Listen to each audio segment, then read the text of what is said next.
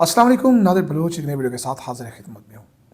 ایران میں کیا چل رہا ہے اور کیا اچانک ایسا ہوا کہ امریکہ وہ صدر ٹرمپ جو 24 گھنٹے کا الٹیمیٹم دے رہا تھا اور ایرانی عوام کو یہ کہہ رہا تھا کہ اگلے 24 گھنٹے میں مدد پہنچ رہی ہے، وہ صحافیوں کو یہ کہہ رہا تھا کہ تم میرے بارے میں جانتے نہیں ہو، میں جو کرتا ہوں وہ نظر آتا ہے، میں انوکھا ہوں۔ لیکن آج 48 گھنٹے گزر گئے، اب مختلف ذرائع سے مختلف خبریں چلائی جا رہی ہیں۔ اس پر بات کریں گے اور ساتھ آپ کو یہ بتائیں گے کہ پاکستان میں ایرانی سفیر کے ساتھ گزشتہ روز ایسا اچانک کیا ہوا کہ 3 بجے پریس کانفرنس، تمام مائک، ہر چیز ڈی ایس این جیز لگ چکی تھی، ہر چیز تیار تھا، منسوخ کر دی گئی۔ اس منسوخی کے پیچھے کیا معاملہ تھا؟ اور دوسرا یہ کہ ایک سینئر صحافی نے خبر دی اور اس کی ایرانی سفارت خانے سے تردید آئی۔ یہ سارا معاملہ ہوا کیا؟ یہ جو ڈرامائی تبدیلی آئی ہے 24 گھنٹے کے اندر اندر، اس سارے معاملات کا آپ کو انشاءاللہ ہم مکمل تفصیل کے ساتھ بتائیں گے۔ اس سے پہلے کہ ہم آگے بڑھیں، آپ سے درخواست ہے کہ ہمارے اس نئے یوٹیوب چینل کو سبسکرائب کیجیے، بیل آئکن کو پریس کیجیے تاکہ آنے والی ہر ویڈیو کا آپ کو نوٹیفیکیشن مل سکے، یوں آپ کو اور ہمارا تعلق جو ہے وہ جڑا رہ سکے۔ اور آخر میں کامنٹ سیکشن میں اپنی قیمتی رائے کا اظہار ضرور کیجیے گا۔ جی دوستو، بالکل 28 دسمبر سے جاری احتجاج ختم ہو گیا، سلسلہ تھم گیا، گرفتاریاں ہو گئیں اور وہ افراد بے نقاب ہو گئے کہ جنہوں نے اس سارے فساد کو پھیلانے میں اہم اور کلیدی کردار ادا کیا۔ لیکن اہم سوال یہ کہ امریکی صدر ٹرمپ جو کہہ رہے تھے صرف 24 گھنٹے ہیں، یعنی کہ 24 گھنٹے کی وہ یقین دہانی دلا رہے تھے ان مظاہرین کو جن کے پاس اسلحہ تھا، جن کے پاس گنز تھی، جن کے پاس آتشی اسلحہ تھا، جو جلاؤ گراؤ کر رہے تھے، جن کے پاس پیٹرول بم تھا، لیکن وہ پہنچا نہیں۔ ایک مرتبہ پھر دھوکہ ہو گیا، اور دھوکہ ان خائن افراد کے ساتھ ہو گیا کہ جنہوں نے اپنے ہی ملک میں تباہی کی، نقصان پہنچایا، امام بارگاہیں جلائیں، مساجد جلائیں، قرآن مجید کے نسخوں تک کو آگ لگائی۔ ایسے بے دین لوگ تھے، اور اب پتہ چل رہا ہے کہ ان سب نے یہ سارا کام اسرائیل اور امریکہ کے ایما پر کیا۔ اور بالآخر وہ جو رضا پہلوی تھا، جو بار بار بیان جاری کر رہا تھا کہ 1987 سے 77 سے لے کر وہ آنورڈ باہر ہے، 45-47 سال ہو گئے، وہ کہہ رہے ہیں کہ جناب شہر کے سینٹر جو ہے اس پہ قبضے کریں۔ کمک پہنچ رہی ہے، مدد پہنچ رہی ہے، لیکن کوئی مدد نہ پہنچی۔ اس کی امریکہ کو اس نے خدا بنایا اور بالآخر ٹرمپ نے اس کو دھتکار کے رکھ دیا۔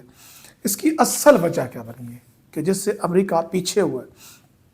اس کی وجہ یہ نہیں ہے کہ جو ہمیں میڈیا بتا رہا ہے کہ عرب ممالک نے کلیدی کردار ادا کیا امریکہ کو منع کرنے میں اور ایک موقع دینے میں۔ کیا کہہ رہے ہیں؟ موقع، یعنی کہ دشمن اپنی پسپائی کو بھی موقع کے ساتھ تعبیر کرتا ہے۔ اندازہ کریں کون عرب ممالک، کہ کیا ان عرب ممالک نے کوشش نہیں کی تھی غزہ کو بچانے کے لیے، غزہ کو محفوظ کرنے کے لیے، غزہ کے تحفظ کے لیے؟ لیکن وہاں پر تو 70,000 انسان مار دیا گیا، وہاں پر تو کوئی بات نہیں ہوئی، وہاں پر تو کچھ نہیں کردار ادا کر سکے۔ پھر اس کا مطلب یہ ہے کہ یہ سارے کچھ بھی نہیں ہے، اور وہ جو طاغوت ہے وہ جو چاہتا ہے وہ کر پاتا ہے۔ ہاں، سوائے آپ کو وہ چیز بچا سکتی ہے آپ کی اپنی طاقت، آپ کی حکمت عملی اور آپ کی عوام کے ساتھ آپ کے اتحاد۔ ہاں، آیت اللہ خامنہ صاحب کے حمایت میں نکلنے والے ملینز کے مظاہرے، اور بالآخر تمام سیکیورٹی فورسز کا ان حالات پہ قابو کرنا اور 2,000 افراد کو کنٹرول پہ کر لینا۔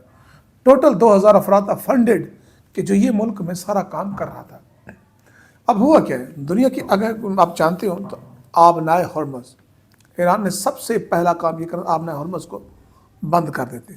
ایل کی تقریباً 40 سے 45% جو ترسیل ہے اور جو ٹریڈ ہے وہ اسی سمندری راستے سے ہوتی ہے، جس سے پرشین گلف بھی کہتے ہیں، وہاں سے گزر کے جاتی ہے۔ ایران نے سب سے پہلے اس کو بند کرنا تھا، یعنی کہ اس کے بند ہونے کے ساتھ دنیا کے ساتھ 40 سے 45% ٹریڈ جو تھی وہ بند ہو جانی تھی۔ بند ہونے کا مطلب یہ ہے کہ آئل پرائسز اپنے 7ویں آسمان پہ چلی جاتی، اور پھر صرف ایران نے متاثر نہیں، پوری دنیا کو اس کی قیمت چکانی پڑتی۔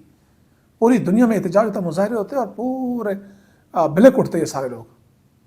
دوسری بات، ایران نے اسٹریٹ فارورڈ تمام عرب ممالک کو پیغام دیا، امریکہ کو پیغام دیا کہ آپ ہمارے اوپر حملہ کریں گے، پھر ہم یہ نہیں دیکھیں گے کہ آپ کا کون سا اڈا کہاں پر ہے، پھر ہم سیدھا سیدھا ٹھوکیں گے۔ قطر میں جو وہاں پہ، اسی طرح العدید ہے، عین الاسد ہے عراق میں، کویت والی سائڈ پہ ہے، اس کے علاوہ جو اڈا ہے سعودی عرب کے پاس ہے، بحرین کے پاس ہے، پھر ان میں سے کسی نے بھی محفوظ نہیں رہنا تھا۔ پھر یہ نہیں کہ میزائل سیدھا جا کے اور اسی بیس کو ہی لگنا، وہ دائیں بائیں بھی جا سکتا ہے۔ پھر اس کے ساتھ پوری دنیا کو اور عرب ممالک کو بھی قیمت چکانی پڑتی جو اپنی چوکیداری کے لیے امریکہ کو بٹھائے ہوئے ہیں۔ اصل مسئلہ امریکہ کو یہ بتایا گیا کہ حضور والا آپ حملہ تو کریں گے، اس کے بعد 45,000 یا 40,000 امریکی فوجی ان ہڈوں پہ ہیں، ان کے لیے شفٹ ہونے کی کوئی جگہ نہیں ہے۔ اگر وہ نکلتے ہیں تو پھر ٹیکنالوجی کون دفاع کرے گا، کون ہوگا جو ان کو آپریٹ کرے گا؟ لہٰذا ہم یہ جنگ افورڈ نہیں کر سکتے۔ اب ڈیلٹا فورس کا آپریشن بھی 80s میں ہوا تھا، طیارے آپس میں ٹکرا گئے تھے، جو تبس کا صحرا تھا وہ لاشوں سے امریکیوں کی بھر گیا تھا۔ اس وقت کیا کچھ بھی نہیں ہوتا، اس وقت انقلاب نومولود تھا، آج تو 40 سال گزر چکے ہیں، آج کیسے کر سکتے ہیں؟ تو یہ وہ مسائل تھے۔ اب بتائیں جناب ایرانی سفیر کے معاملے پر، ایرانی سفیر یہاں پہ پاکستان میں گزشتہ روز ان کی ایک اہم پریس کانفرنس تھی یہاں پہ نیشنل پریس کا اسلام آباد میں، تمام میڈیا تھا، نیشنل انٹرنیشنل سب لوگ وہاں پہ جمع تھے، اور جنگ اور ایران کے حالات پر ویڈیوز دکھائی جانی تھی، باقاعدہ شواہد پیش کیے جانے تھے کہ وہاں پر کیا ہو رہا ہے۔ اچانک 3 بجے میسج آتا ہے، آپ یہ دیکھیں کہ پھولوں کے ہاتھ لے کر پریس کلب کی قیادت باہر کھڑی ہے، انتظار کر رہی ہے۔ افضل بٹ صاحب کھڑے تھے، علی رضا تھے، اور لوگ تھے، کلبیلی تھے، سب تھے کہ سفیر صاحب ہیں گیٹ پہ کھڑے۔ اچانک میسج آتا ہے، کال آتی ہے افضل بٹ صاحب کو، اور کہا جاتا ہے کہ ہماری کوئی ڈپلومیٹک انگیجمنٹ ہے جس کی وجہ سے ہم یہ پریس کانفرنس منسوخ کر رہے ہیں، اور انشاءاللہ 1-2 دن میں دوبارہ کریں گے اور پھر بتائیں گے۔ اس پہ اب کیا آسائیاں ہو رہی ہیں، لوگ کر رہے ہیں جناب، یہ باقاعدہ رکوایا کہ ڈپلومیٹک چینل سے بتایا گیا کہ آپ نہ کریں اور ہمارے ملک کو اکھاڑا نہ بنائیں۔ اب مجھے نہیں پتا کہ میں انفارمیشن میں کتنی صداقت ہے یا کتنی نہیں، لیکن میں یہ ضرور بتا سکتا ہوں کہ میں نے ایرانی اینڈ پہ چیک کیا، ان کے پریس اتاشی کو دوگوں سے میسج چیک کیا، تو انہوں نے کہا جی ہماری اپنی مصروفیات تھی، بس جو بھی تھا، لیکن یہ کہ 11 خبر یعنی کہ 3 بج چکے تھے، پریس کانفرنس کا وقت شروع ہو چکا تھا، اس وقت یہ منسوخ کی گئی۔ تمام کیمرے الائن تھے، تمام ڈی ایس این جیز الائن تھی، براڈ کاسٹ لائیو دکھائی جانی تھی، لیکن اس وقت یہ میسج آتا ہے کہ ہم یہ پریس کانفرنس نہیں کر سکتے، لہٰذا پریس کانفرنس کو منسوخ کیا جائے، اور وہ منسوخ ہو گئی۔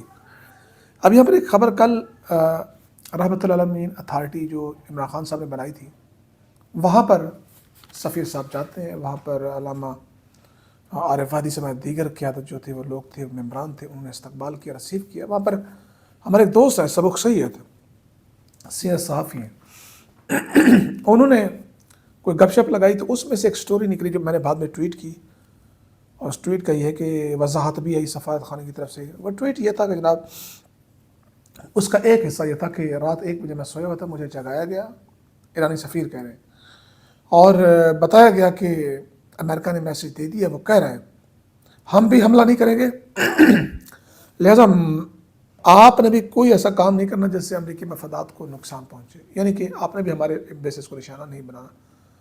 تو جب میں نے وہ ٹویٹ کی تو وہ ٹویٹ تو جنگل میں جتنا آگ لگا تھا اس طرح وائرل ہو گئی، اس پہ بڑے فیڈ بیک کرنا شروع ہو گئے۔ مجھے نہیں پتا، بال ایرانی سفارت خانے سے مجھے بھی میسج آیا کہ یہ بات تو ہوئی نہیں، آپ نے کہاں سے کوٹ کر رہے ہیں؟ میں نے کہا سفیر نے کی ہے تو کوٹ کروں گا، سورس میں نے کہا میں ڈسکلوز نہیں کر سکتا، صحافی کہاں سورس ڈسکلوز کرتا ہے؟ بہرحال میں نے کہا آپ اپنی وضاحت دے دیں، اگر آپ کی کوئی وضاحت ہے، آپ کیا کہنا چاہتے تھے اور کیا آپ کے موقف سے ہٹ کے؟ تو انہوں نے کہا کہ ہاں ہم نے یہ نہیں کہا، سفیر صاحب نے یہ کہا تھا کہ ہم جنگ نہیں چاہتے، امن چاہتے ہیں، اور ایران ہمیشہ امن کا دائی ہے، جبکہ وہ انٹائرلی ڈفرینٹ بات تھی۔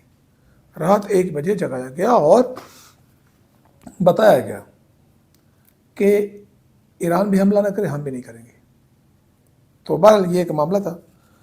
باقی لوگ سوال کر رہے ہیں کہ ایرانی سفیر نے پریس کانفرنس کیوں منسوخ کی، اور میری نظر میں تو اس کو پریس کانفرنس کرنی نہیں چاہیے تھی۔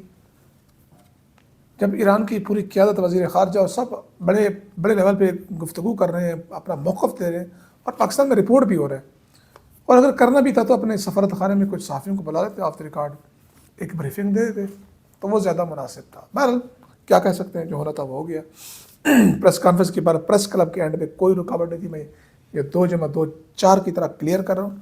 ایون کہ 3 بج چکے تھے، پریس کی تمام تیاریاں مکمل تھی، میں بتا رہا تھا کہ پھول لے کے کھڑے تھے، استقبالیہ کا موجود تھا، جو سیکیورٹی کے کتے تھے وہ بھی پورے پریس کلب کا وہ سونگھنے والے کتے جن میں ہوتے کہ کوئی ایکسپلوسیو کوئی میٹیریل نہ ہو، تو وہ بھی کلیئر ہو چکا تھا، کچھ ایسا نہیں تھا۔ تو یہ صورتحال تھی جو آپ کے سامنے رکھنی تھی. اپنی دعاؤں میں یاد رکھیے. اللہ حافظ.